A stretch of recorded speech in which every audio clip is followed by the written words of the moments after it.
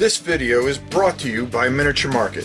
Thousands of board games, miniatures, and paints, discount prices at miniaturemarket.com.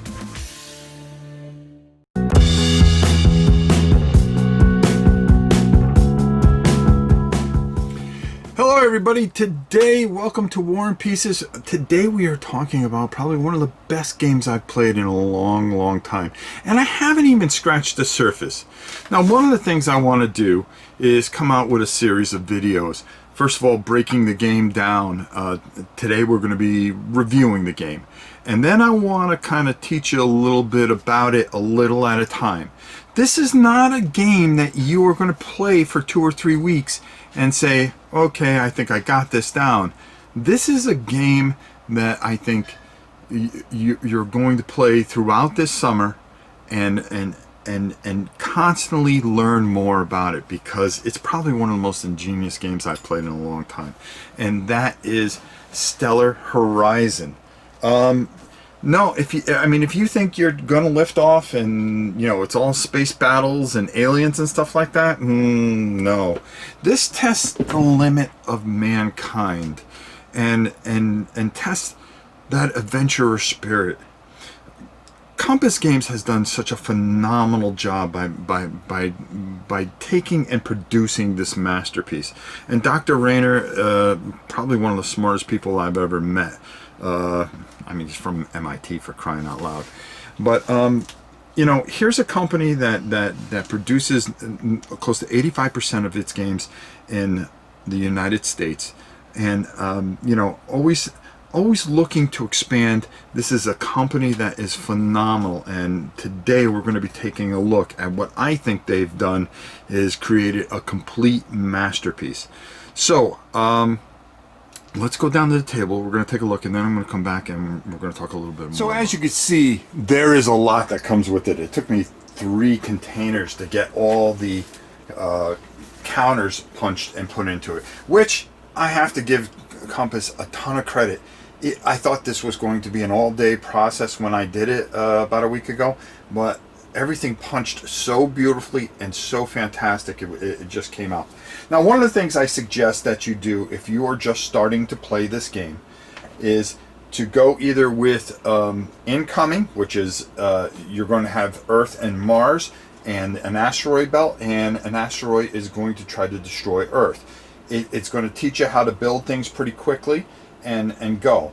Or to colonize on Mars, which I think is a good one. The Race to Mars. Do it solo. It's going to teach you all the basics of the game. You're going to start in a certain decade, and you always start at 2030, and each year is a turn, and then you move to the next decade. In Race to Mars, for instance, you have to build it before 2069, and the race of it is to see how fast you can get it done. Now, this is going to teach you a whole bunch of different things about this game, and I always suggest that you start off with North America. Now, as you can see, there's a lot to this if you decide to play the campaign, but just doing the solo, just single missions, it's going to help you learn the technology tree. You're going to get everything here except for Sign of Life.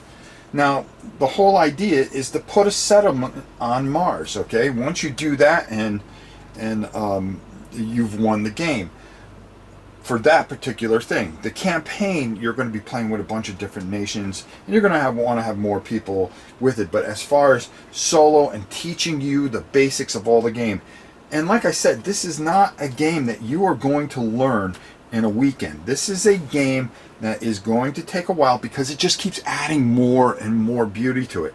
Now, I always suggest that you start with North America or Russia, because in North America, they have the reusable launch vehicles. Okay, so you're going to start off with $40 billion. You think that's a lot of money. I got to tell you, it's not a lot of money, okay? Because you're going to have to pay for the launch vehicle, and to pay the technology and the fuel cost is $1 billion each. And then if you want to launch a CV, that's going to cost you a ton of money, because it's going to cost you 12 or 6 supply and 4 fuel to keep supplied. So you're going to launch, and you're going to be rolling a D100, and there's a chance that you can fail, so you can have a malfunction. Most of the time, it's very, very low, but it does happen. And then the thing with the North Americans, when this comes back, you roll to see if it's successful. Now, if it's successful, you get to reuse this, and it doesn't cost you money, or you're going to have to spend money to buy more. This comes with a phenomenal sequence of play. You're going to go into your economic phase that you don't start right off the bat. You're going to have your build and services phase, so that's what we were talking about. Then your movement phase. Then you're going to take your launch vehicle, you're going to lift it off into space, you're going to get your ships out into orbit. Combat phase, that's a whole thing that I haven't even gotten to. Combat, and that's more in a campaign setting. Exploration phase, you're going to try to explore things, but there's a chance that it could fail, and then you have to go back to Earth, and then you're going to have to pay more money to get another vehicle up to come and try to harvest some of the nearby asteroids, where you can get a bunch of different resources, or the moon, or even to travel to Mars. Remember, you've got to get a crew to Mars so you can build a settlement in the race to Mars. Once you do all these phases, and then of course there's the trade and base construction. Once you do those phases, you're going to move up a year. Now you only have $40 billion for every 10 years. And different scenarios give you different money. But as this ticks by, you're going to refresh your money, and then you're going to be able to build more and hopefully harvest more resources, technology, so you can build certain technology so you can finally get this settlement onto Mars.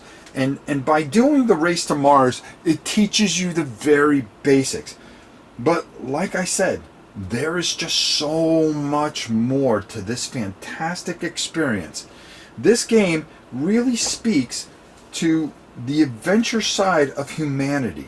Okay? It's not about shooting aliens and combat. Even though there is some combat in this game, okay, between different nations. Because it kind of speaks of what goes on Earth.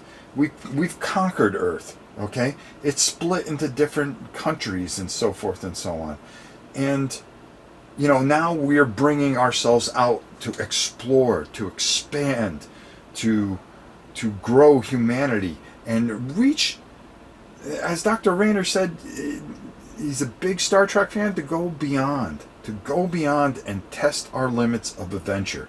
And that's what this game does, just in the little bit I've learned about it. The policy trees, the engineering, the physics, all this stuff is very within our reach now. So this game does not go outside of that reach. You're also going to have world cards, where once you do certain things, you're going to randomly pull one, and you're going to compare it. That's going to give you a chance to be able to harvest certain things from that particular planet. But if it doesn't match up, well, then you just wasted a world card. There's money, there's resources, there's different countries, there's different types of vehicles. Each country is different in its own right. And it's very, very realistic, where Asia can only get to a certain point. Europe, very, very rich in tech, a very rich country where you're going to get a good amount of funds after a certain while. China, okay, very militaristic. We have Japan, which masters in robotics, and Russia. Their people just don't fear anything. I mean, I think that's amazing. You're going to have a support limit, so you can only have so many LVs and CVs and bases that you can have out at one time. You're going to be checking foreign relationships, because what this really speaks to is how we share technology and how we work with certain people and have alliances and are able to do things. And the art is phenomenal. The art is absolutely beautiful and really adds to the theme. The components are off the chart, okay? And this game is just absolutely fantastic. Now, we're going to come back in a week, and we are going to do Race to Mars, and we're going to break it into sections so we can show you how to play this game in a quick, easy format to get you started. It's hard to go through 3 or 4 hour videos. That's why I just don't think, breaking things up into 20-minute intervals will be very good to learn this phenomenal, absolutely beautiful experiences. Not to mention you can add bases. I mean, there's just so much you can do. And traveling, how many years it's going to cost to travel in between. And then there's, on top of it, and I know I skip around because there's just so much to this. These beautiful, beautiful charts and everything, and how to harvest asteroids, calculating distance between certain planets, almost in a hyperspace tense. Just this game does so much. It is going to take a long while to master this, but the ride that you will take doing this, you will not regret for sure. Let's go up top and get some of my thoughts on this phenomenal experience, Stellar Horizon. I was kind of all over the place down there, but there's just so much. And I didn't even show you all the planets, the sun, Alpha Centauri, and all the other beautiful beautiful tiles and moons and things. You know, the main asteroid belt here, Uranus, Saturn. I mean, look at the size of that. And then the giant gas planet itself, Jupiter. Just so much in here. And just absolutely a phenomenal experience.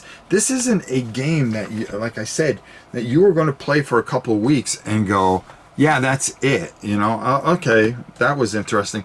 This is a game that there are so many layers to it that it's always challenging you, just like the challenge of space. Hats off to Compass Games for once again just blowing me away. First of all, component quality is absolutely ridiculous. Punching this was a joy. I mean, you had a stack of stuff to punch that was this big, and I barely had to touch it, and it was falling out. And I was just going, oh, this is so easy. This is not a burden. Dr. Rader, what he's done here is took a game and took the far out science fiction stuff, but left it to you where you felt this is realistic, this is within your grasp, this is within humanity's grasp, more or less. And each nation has a feel of that particular nation at this time. Okay? The adventure spirit and are willing to recycle and try to reuse things, and as we try to reach out into outer space. And then the complete no fear of the cosmonauts from Russia, as well as the high technology or the war machine that China is, and the robots from Japan, adding little nuances like that, making each nation interesting in its own right. This is a phenomenal experience, and I haven't even scratched the surface of it. I've done Mission to Mars a few times, and as I continually expand myself to go, this is a game that sticks with me. That every time I'm done with it, I don't feel I'm done with it. That I want to do even more, and you just learn and want to play more. I'm telling you, go to compassgames.com and order this game. This is phenomenal. This is probably one of my favorite games so far this year. And hats off again to Compass for being brave enough to put something this massive out. This is just unbelievable. And I've got to tip my hat, and of course to Dr. Rader for just creating and putting his 15-year vision into form here, and just and his vision to even go further with this. This is a must-have. I really believe that, and I don't think you will be disappointed. And if you take my word for it, I'll stake my reputation on it. This is a must-have for your collection. And don't be threatened by it. Don't be intimidated by it. Take it a little at a time, and that's what we're going to do with some of the videos going forward. We're going to take a little bit at a time, so you don't have to feel that you have to sit there and watch a 5-hour video and go, okay, I still don't know what I'm doing. I'm going to break it down into sections, make it easier for you, but it does read very well. It's very clean, okay? It's putting everything together and just taking it in small sections and adding more sections. This isn't a game you're going to learn in a weekend, but this is a game that will touch you and move you if you have that adventurer spirit within you. Whew. Well, that's it for your old pal Rob. Another War and Pieces. Until next time, the end of the game. And you could get this from Miniature Market, right, Grandpa? You could get this from Miniature Market. That's right. Yeah, everything you need. Bye.